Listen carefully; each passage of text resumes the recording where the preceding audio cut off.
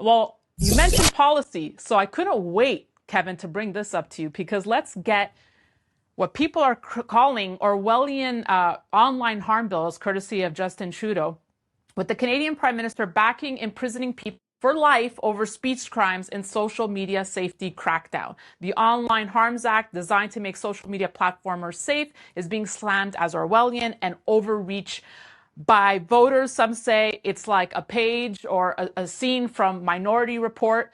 I mean, your take on Trudeau's latest here. I think I've been pretty consistent in my, and I want to choose my words carefully here because I want to be supportive of Canada. I'm a big believer in its potential, and I'll say it again. When you look at the per capita of Canada, 37 million people, and you look at the natural resources the country has, per capita, it's one of the richest countries on earth, run by complete idiots. And there's no other way to put it. You might as well tell the truth.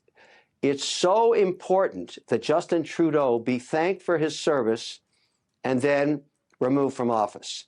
And an election will be coming in the next 18 months. He is the worst manager Canada has ever had. Total incompetency underneath him in the cabinet seats, total incompetency in almost every mandate. Absolutely the worst I've ever seen. The very, very, very worst. And I think the Canadian people are starting to see how horrific this management team is.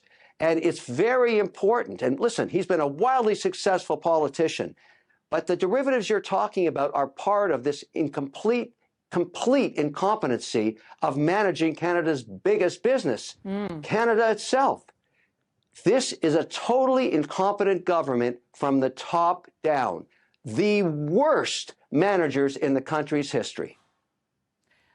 You just reminded me, Canadian billionaires Pierre Lassonde and Frank Giustra have been vocal with a huge media campaign urging the Fed, saying they have to force pensions to fund Canadian mining, saying they're more invested in China than in Canada itself.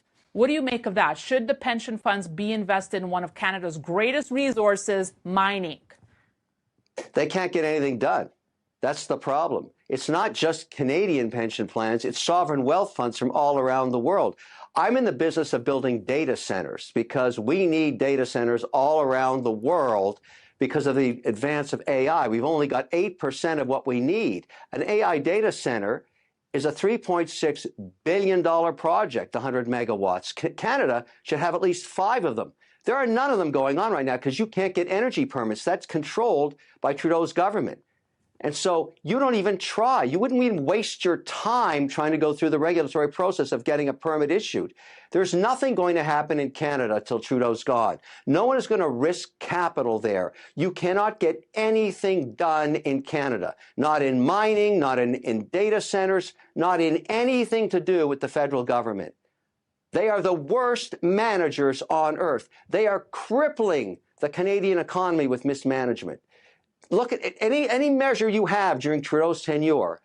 It just gets worse every single year.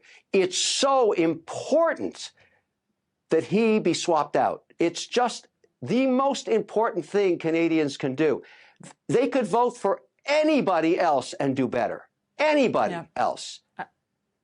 I think he's come to the realization his time may be limited.